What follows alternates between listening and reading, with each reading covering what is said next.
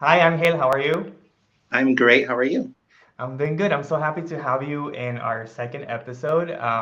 This is a topic that I wanted to bring up, and I am so excited. So before we get to talk and know a little bit more about the details, about the topic that I wanted you to tell us about, I wanted to share with everyone why you caught my eye. For you guys that don't know, I follow Angel in my Mystical page, and something that caught my eye about him is that he had on his bio the word folk Catholicism, and I looked it up because I was like, what exactly does that mean? Like I've heard that many times before, but I wanted to know exactly what it was.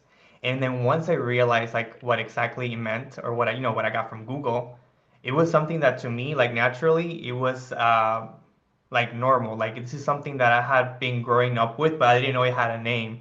And then I really started to think like maybe as someone who grew up in the Latin culture and the Spanish speaking culture, it's so normal to us, but we just don't realize that it had a name. So that really caught my eye about you, Angel, and I wanted you to share with the world what your experience is like and tell us a little bit more about what exactly it is. For those that might not understand exactly, what it comes from, how it affected you, and stuff like that. But before we get to that, can you tell us a little bit about you, where you're located, and anything that you enjoy doing? Well, I am Angel Portillo, and I live in the Midwest, Okay. Iowa to be exact. Okay. And not only am I a practitioner of folk Catholicism, but I also practice Mexican hechicería and brujería as well. Okay. Okay, awesome. So tell us that, like, what does that mean? Full Catholicism. Let's see. To put it in my own simple words, full Catholicism is Catholicism or aspects of Catholicism mixed and intertwined with various practices, traditions, and beliefs of a group of people. And that varies from culture to culture. For example, there's Mexican full Catholicism, there's Italian full Catholicism, and you can also see full Catholicism in the Caribbean as well. Yeah, and Um, that's what I was trying to tell you that it's something that we grew up in and like we didn't know it had a name. Like we always think it's so Mhm. normal, but then you look back at it and you're like, wait, this is not normal. Like I didn't realize that it's not normal to like mix in the Catholic faith with our own different, Mhm. beliefs like you said, but it's so normal and more normal that you think it is. Yeah. So essentially, each culture will have their own practices. And full Catholicism also incorporates a lot of indigenous beliefs due Okay. to colonization. Mm-hmm. When the colonizers introduced or more forced the new beliefs onto the indigenous populations, they kind of also blended their beliefs with what they were forced to learn. But Mm-hmm. also, it incorporates a lot of newer, more modern ideas that are non-indigenous, just like local traditions and local stories that people have also blended in with the religion of Catholicism. Yeah, and you know what? The more that I think about it, the more I realize that through different countries, to some, like you said, like where the countries were colonized, this was like our only way to keep our old traditions alive, hidden or Mhm. like a way to work with what we were kind of forced to do and with what we actually believe in and what we had before, pre-colonization. So that's a very good point. So I'm kind of curious to know, how did your spiritual journey begin? My spiritual journey actually started when I was very young. The Okay. earliest I could remember was when I was like around 7 or 8 years old. I know my cousins and I we would watch like ghost videos on Okay. YouTube and like duendes caught on tape. And even though they would see it as like entertainment, I actually like wanted to learn more. Like why are there ghosts? Why are there these entities here on Earth? And I would learn like through the internet, just surfing the internet, different religions like Wicca and paganism. And around like when I was 17 years old, I started practicing more what you consider witchcraft in a pagan and Wiccan sense. Mm-hmm. But um, I never really like resonated much with it and never felt like at home, even though I respect those religions, you know. Mhm. Um, but it wasn't until um 2020 is when I started like figuring what full Catholicism was and learning more about it and realizing that, oh, my grandmother has been doing this, my mom has been doing this. It feels more at home and more like myself, you know? Yeah, yeah, that's awesome. So within that journey, like, is there any specific people in your life that influence this journey? Definitely my grandmother. She is very spiritual. She's a very spiritual woman. And I think she is a perfect example of what a full Catholic looks like because she doesn't really go to church or she doesn't really follow the teachings of the Bible. She does her own thing and she incorporates the religion into her own spiritual journey and her own life, what suits her, what doesn't suit her. When she used to live in Ciudad Juarez, Mexico, she used to have a San Judas shrine, and she would give him water every day, and she would have coins in that water to sort of bring in prosperity into the home. Um, so yes, my grandmother and my mother as well. She's also been a spiritual person. They never gone to church or enforced any of the Catholic teachings onto anybody. They just love their spirituality and just follow what they think is best for them. Okay. So for those who might not understand, the difference between someone who might be, solely Catholic versus someone who actually follows a full Catholic path, can you explain it to us, like a little bit of the difference between those two? I feel like the main difference between Catholicism and full Catholicism is to what degree or to what extent they follow the dogma or the teachings of the church. Mm-hmm. I know most Catholics typically follow the teachings of the Bible and the teachings of what they learn from church, but someone who is full Catholic might take some parts of the religion, like the mysticism part of the religion, and incorporate it into their own local or even personal beliefs. Okay, great. And I know that you said that your grandmother and your mom were a huge influence with this path that you have now. But I guess, have you experienced any rejection from any other family members or like friends or anything like that where you feel like rejected by your beliefs? Rejection, not really. On the contrary, everybody that I've told of what I do is has been supportive. My whole family has been very supportive, which I'm very grateful that they are. I know when I first started building a Day of the Dead altar, they too wondered, what is this for? Like, why are you doing this? And I sort of taught them how to do it, and now they do it every year. And they tell Oh, me, Angel, when are we going to start building the Day of the Dead altar? Can you help us smoke out the house to bring in the spirits? And they also come to me for various spiritual things like, Angel, can you help me with a road opening? Can you help me with this trabajo? And I am always there to help them. I'm always glad, happy to help. that's awesome. That's great. It seems like they influence you, but you're also influencing them back. Yeah, yeah. And then I feel like at parties, everybody just knows about what I do. They're Yeah. like, oh, this is the guy who knows about amarres, and this is the guy who knows about spirituality in general. And they just love it. They love it when I speak about those topics.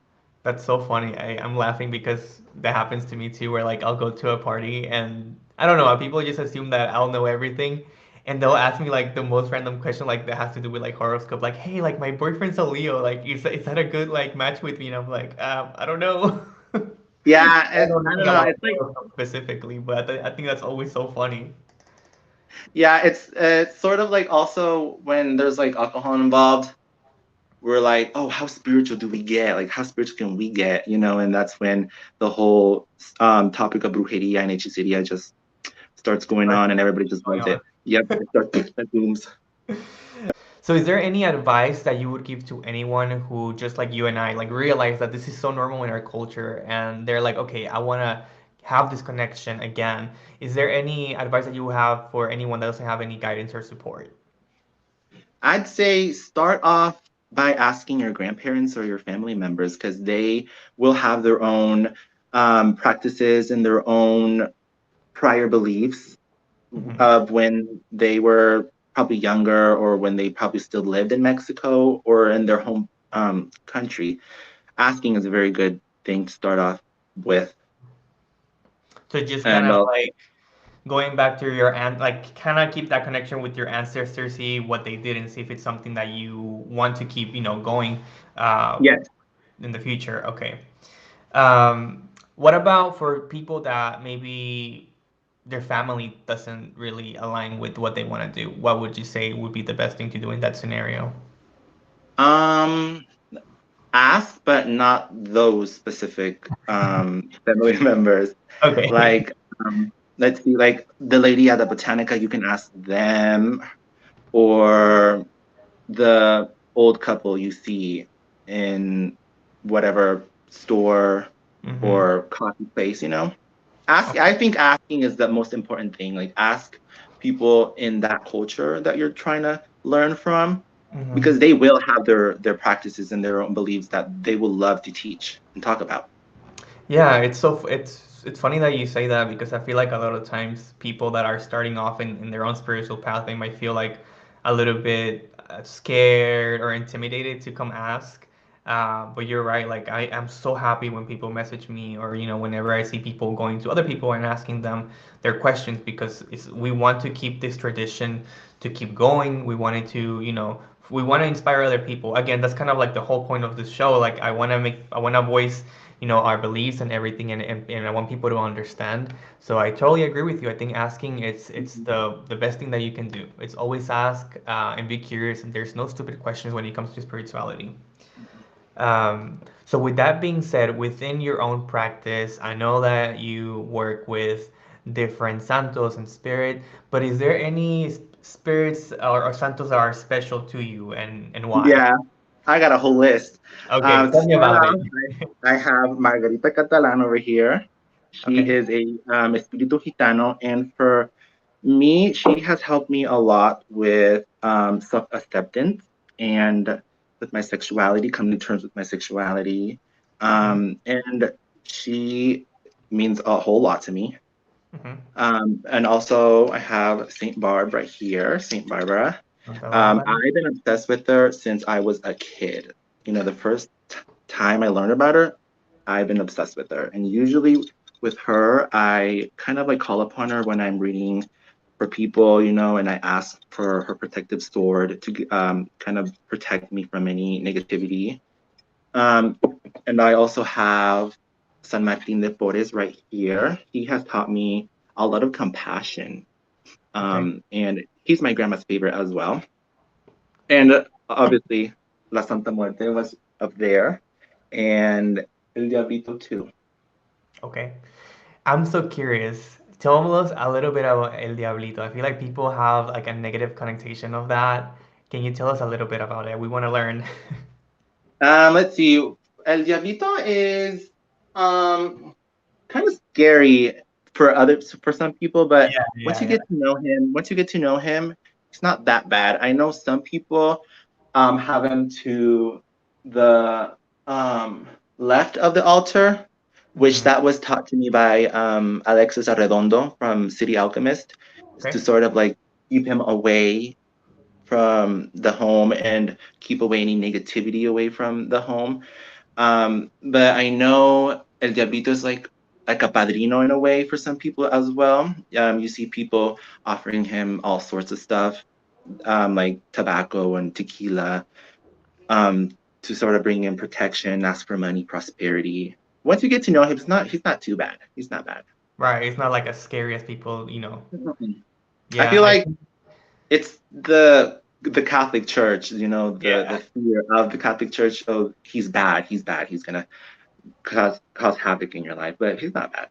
Yeah, I think a lot like it's that, but also I think a lot of the times like the images of what we present can be scary too. Like obviously, that's like a depiction of what the devil might look like, so it's Mhm. automatically scary. But I can talk for that too because a lot of the images in the Caribbean come with snakes, and they automatically think, oh my God, it's a scary thing, but Yeah. it's not.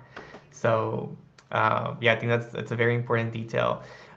So with the Santos that you just mentioned, can you tell us a little bit about a story like where any of the Santos or any spirits intervene in your life and just a little bit of detail within the story?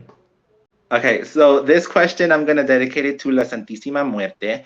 And my journey with her is a short one, which started in 2020 during the pandemic. I remember my grandmother catching COVID, and the hospital told her that there was a chance that she couldn't have made it because of her arthritis in her immune system. Hmm. And that's when that night I just started weeping and I was very sad and full of like anxiety. So and I fell to my knees and I said, Santa Muerte, if you heal my grandmother, I will become devoted to you for life.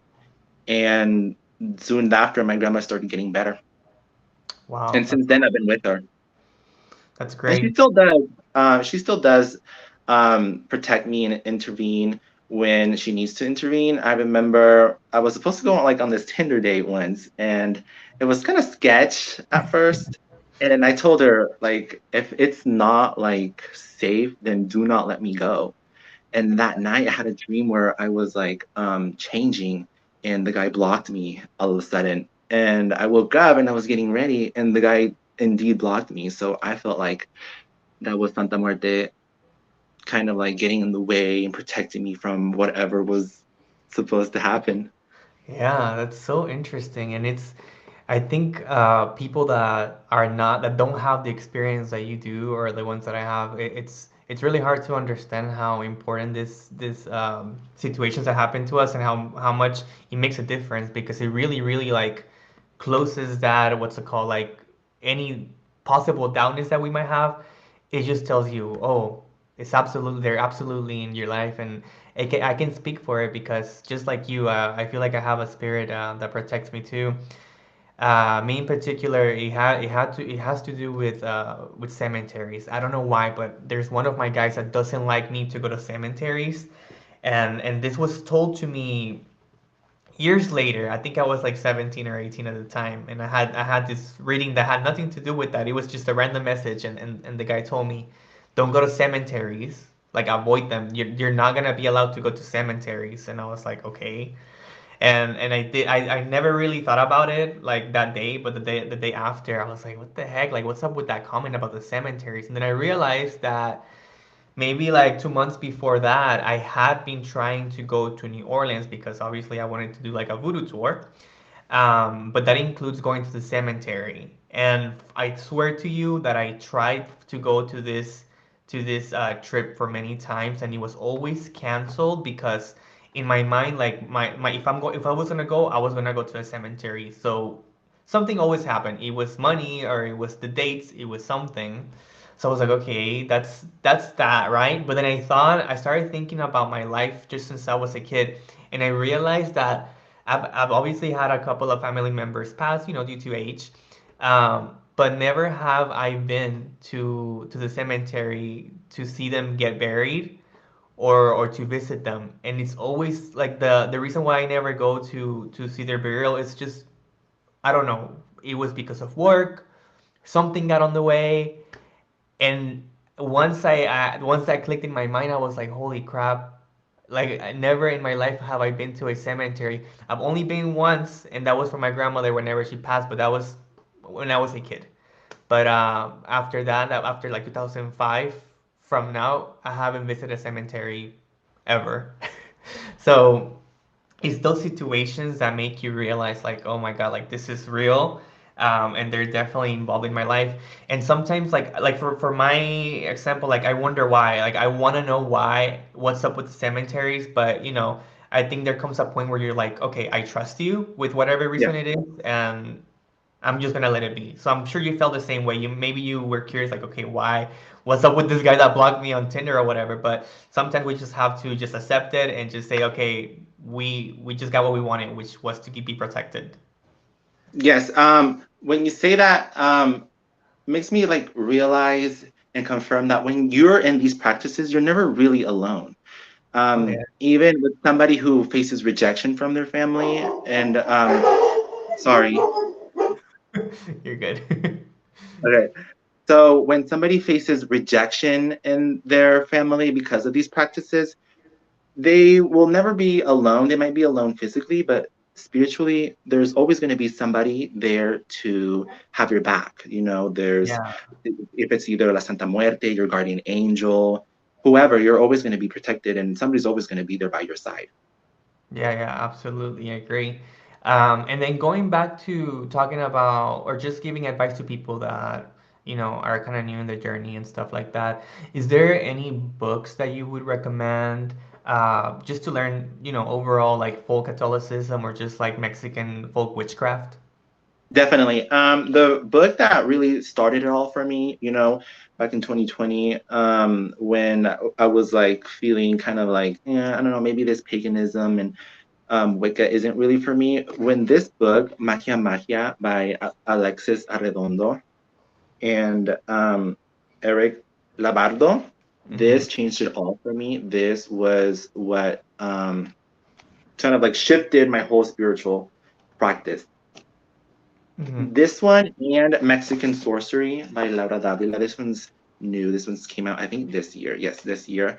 And this, even if you're a seasoned practitioner, if you've been doing full Catholicism for decades, or if you just started, this will make you learn new things. I love this book very much. Yeah, I've seen that book gone around a lot. Like I've seen it in Instagram all over the place, so it must be really, really popular. Yeah, I love it. That's great. Okay, awesome. So just now that you have this platform, is there any message or anything that you would like to give to the people that are watching us? I would say have faith, where whatever you're going through, whatever situation, whether it's big or small, having faith will get you through the most toughest or most smallest situation you may be facing. I know, like a person like me, faith was something I've struggled with in this practice. I would ask myself, am I good enough for this practice? Do I know enough? But that faith is what has kept me strong and going. So faith is the most important thing somebody should have. Awesome. Yeah, I totally, totally agree with you. So for anyone else that want to contact you or they want to find you online, where can they find you? They can find me on Instagram at Casita de Flaquita. Okay, awesome, awesome. Well, it was really nice talking to you. It was really nice to hear your experience. I think and I hope that this will inspire people to, like you said, ask questions. That was, if you want to take one thing away from this conversation, is that to have the faith to ask questions. And the other thing that I think that you mentioned that just now is to have faith. I think that's very, very Yeah, important. So thank you so much for this conversation, and I am excited to possibly have you run again. thank you. Alrighty, thank you.